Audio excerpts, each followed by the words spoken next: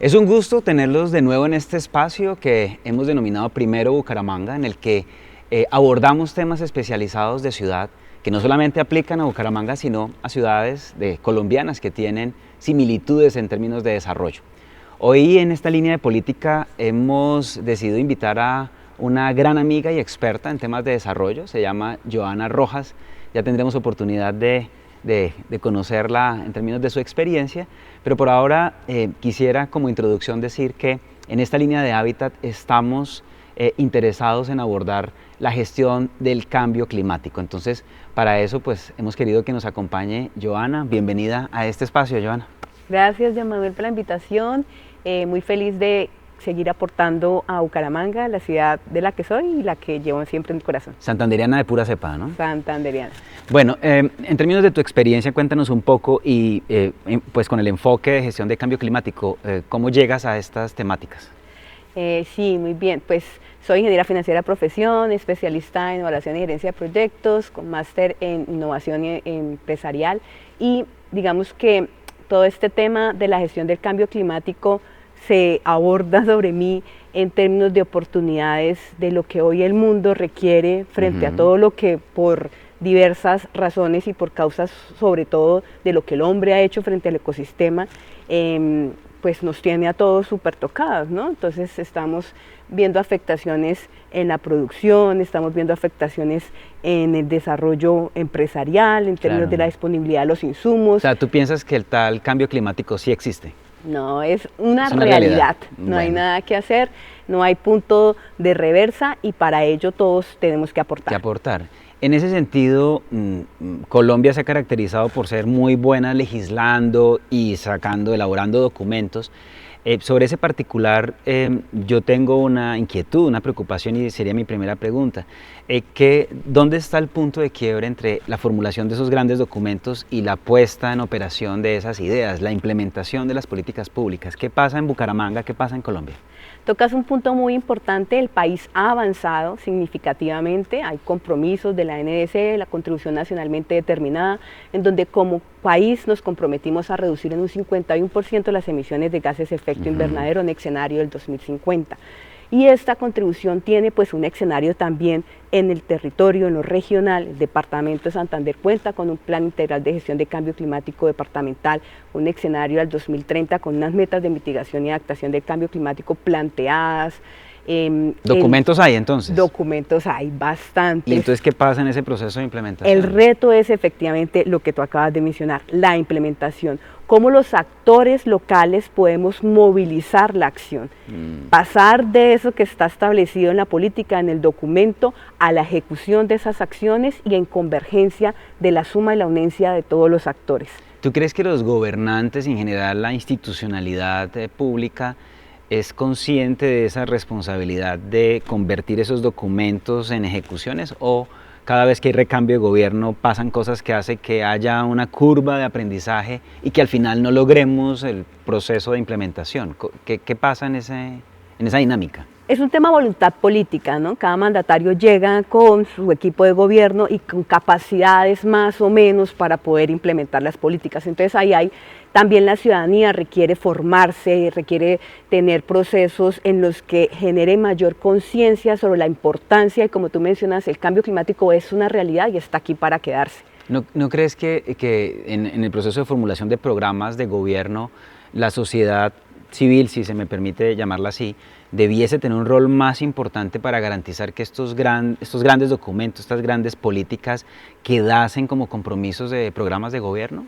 De vital importancia lo que acabas de mencionar, y de hecho existen conceptos como ciencia ciudadana, en donde el rol del ciudadano es absolutamente protagonista para que esas políticas públicas sean implementadas con mayores condiciones y probabilidades de éxito.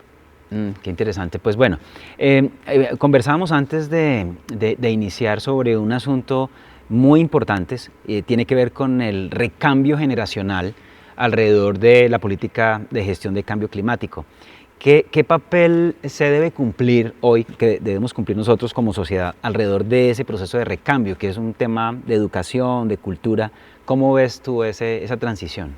Es un compromiso y una corresponsabilidad de todos, desde nuestro rol de padres, como también desde el rol del sector educativo, quien toma también un liderazgo muy importante en la estructura del sistema de educación ambiental que tiene nuestro país. Existen mecanismos como los PRAE, los proyectos educativos ambientales, los PROCEDAS que ya son ciudadanos, en donde los estudiantes pueden aportar, y realmente es un tema que hoy nuestros niños, niñas y jóvenes tienen incorporado como no pasaba con las generaciones anteriores, y hay una conciencia mucho más activa frente a la responsabilidad que tenemos todos de cuidar nuestra casa común y de hacer que ese planeta efectivamente cada día más tenga mayores elementos para mantenerse en mejores condiciones, no solo para nuestro bienestar, sino también el de todos los actores que hacen parte del ecosistema. Claro.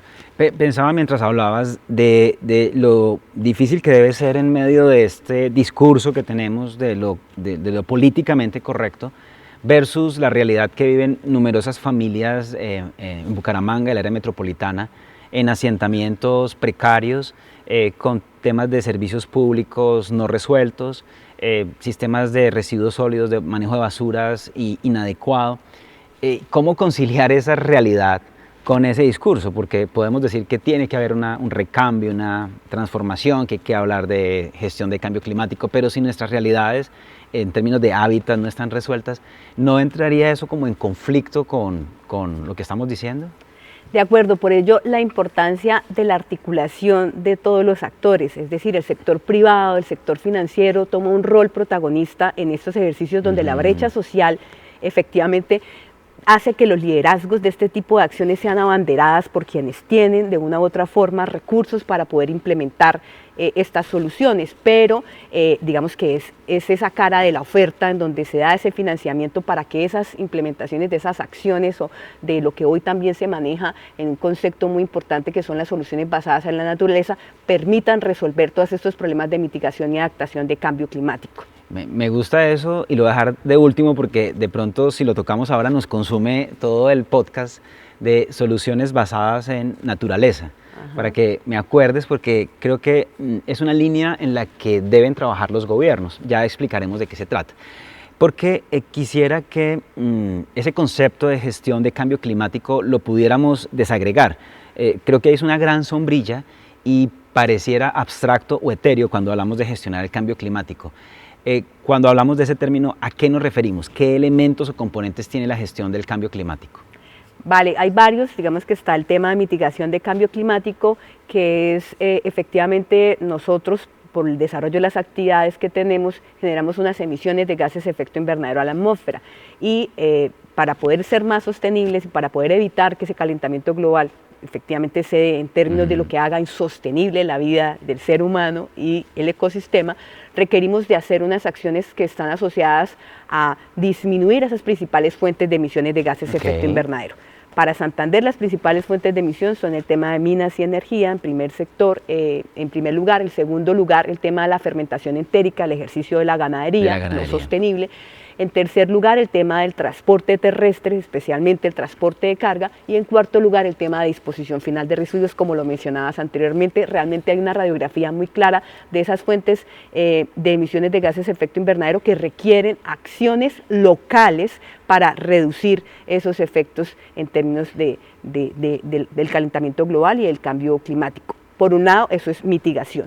Y por el otro lado, adaptación de cambio climático, que son todas estas acciones asociadas a la gestión del riesgo, para hablarlo en un lenguaje mucho más común, en los cuales tenemos eventos de inundaciones, sequías, fenómenos naturales, derrumbamientos en masa. Nosotros estamos en una meseta que tiene un componente de alta erosión, ¿cierto?, en nuestro territorio, y todo ello converge en un escenario de gestión de riesgo que requiere una atención, que requiere de unas inversiones en infraestructuras. Hoy se habla de infraestructura verde, se habla de infraestructura gris, se habla de infraestructura mixta, se habla de varias opciones para poder precisamente responder a esos procesos de adaptación frente a esos riesgos y poder de esa forma tener territorios mucho más resilientes, con mayor capacidad de enfrentar esos diferentes desastres en los que ya efectivamente estamos abocados, avalanchas, entre otros. Bueno, creo que con esta explicación quedamos todos bien alineados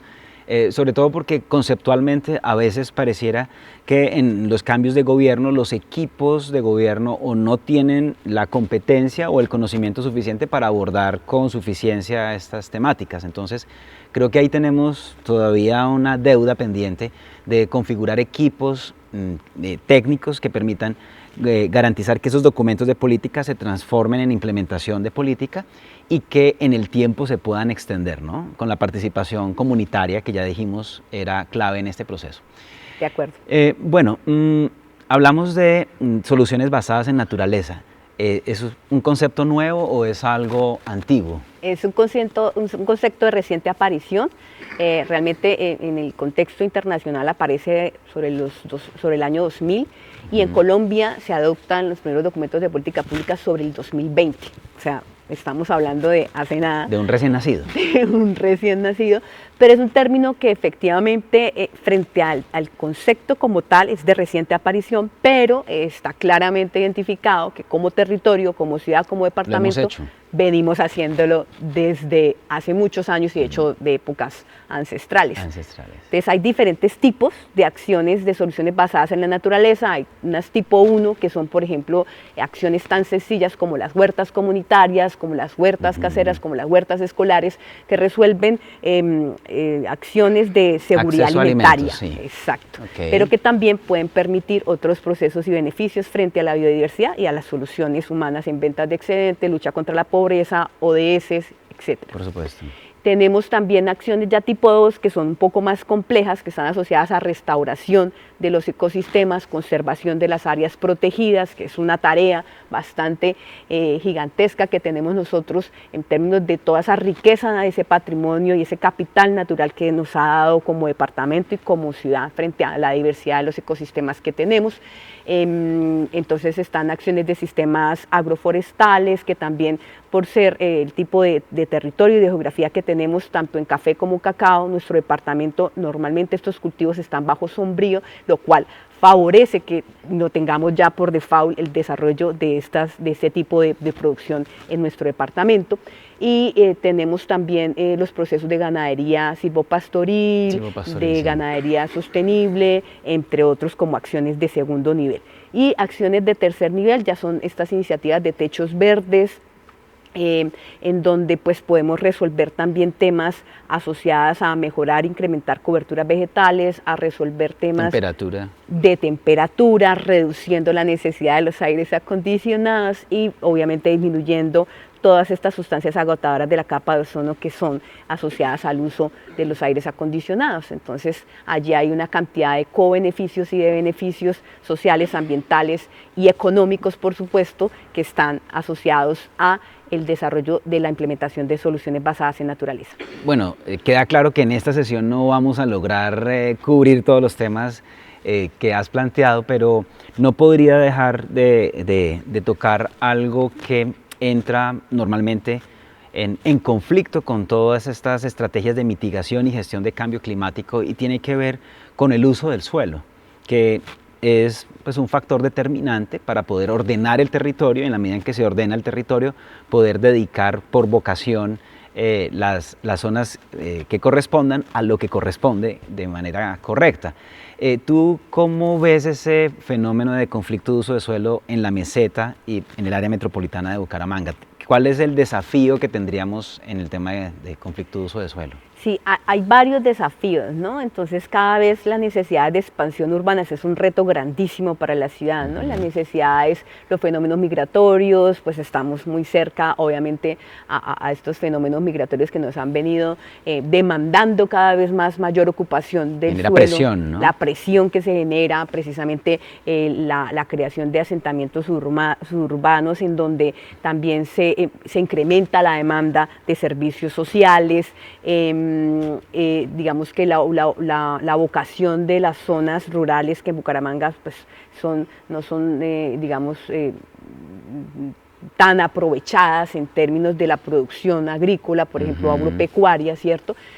Digamos que todo ello se convierte en retos para poder avanzar en la implementación de estas políticas públicas, porque pues hay también predominancia de poderes económicos, hay también procesos que requieren una inversión, y es un tema muy importante en esa debilidad que tenemos también como ciudad y como departamento para la implementación de las políticas públicas, y es las fuentes de financiación que permitan realmente que todas esas acciones que quedan establecidas en esos documentos se ejecuten con los recursos necesarios. Claro, claro. O encontrar fuentes de financiación que pueden venir de cooperación, de crédito, o de financiar y costear desde otras fuentes propias de los territorios ese tipo de iniciativas. Creo que también hay un reto en implementación, no solamente es la capacidad y la competencia para convertir los documentos, sino cómo financiar las actuaciones, ¿no? De acuerdo. Bueno, pues, Johanna, yo creo que tendríamos para hacer unos 3 o 4 videopodcasts, pero me quedo hoy con esta conversación. Quiero agradecerte por haber aprovechado, y a todos los que nos han acompañado hoy en esta sesión, pues decirles que seguimos en este esfuerzo por profundizar sobre temas especializados, y que seguramente tendremos nuevamente a Johanna ya abordando temáticas específicas que, como ustedes se dan cuenta, conoce con gran amplitud. De manera que muchísimas gracias por acompañarnos en esta sesión.